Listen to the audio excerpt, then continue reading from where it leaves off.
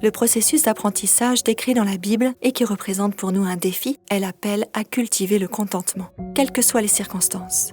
« J'ai appris à être satisfait de ma situation, dit Paul.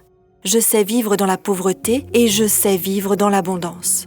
Partout et en toutes circonstances, j'ai appris à être rassasié et à avoir faim. Je peux tout par celui qui me fortifie. » Philippiens 4, versets 11 à 13.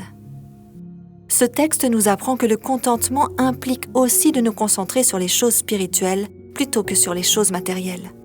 Vu que l'adversité nous atteint tous un jour, comment apprendre à développer le genre de contentement mentionné ici pendant les périodes de disette ou d'épreuve? La clé à cette compréhension se trouve dans les versets 11 et 13. Au verset 11, Paul nous dit « J'ai appris à être satisfait de ma situation. » Tout d'abord, être satisfait ne nous empêche pas de rechercher quelque chose de meilleur, mais nous délivre d'une anxiété inutile. Et lorsque nous ne réussissons pas à obtenir ce que nous espérions, ou lorsqu'il ne serait pas bon pour nous de l'obtenir, le contentement nous apporte la sérénité et la paix de l'esprit. C'est ainsi que le contentement nous aide à éviter les dettes. La grande majorité des dettes provient de la recherche anxieuse ou déséquilibrée de choses que nous ne possédons pas et que nous ne pouvons pas nous permettre. Deuxièmement, être fidèle dans les dîmes et les offrandes de promesse nous invite à avoir cette confiance que tout appartient à Dieu, qu'il est bon pourvoyeur et que nous pouvons nous attendre à lui tout en nous contentant de ce qu'il a laissé entre nos mains.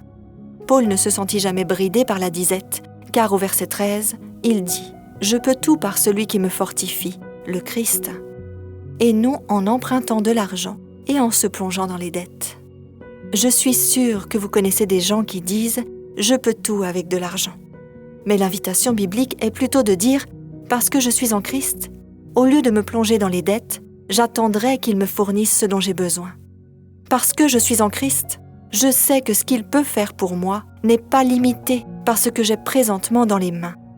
Parce que je suis en Christ, j'ai cette confiance que, même au sein de l'adversité, il travaille au bien de ceux qui aiment Dieu. Romains 8, verset 28. Sa divine présence est mon soutien et m'apporte tout ce qui est nécessaire dans toutes les situations. Lorsque nous apportons fidèlement la dîme et les offrandes de promesse, nous affirmons sans parole que nous voulons faire confiance à Dieu comme le pourvoyeur de toutes choses. Cette mentalité nous conduira dans le chemin du contentement en nous aidant à éviter les dettes. En apportant la dîme et les offrandes, puissions-nous mettre nos désirs à la dernière place et Dieu à la première.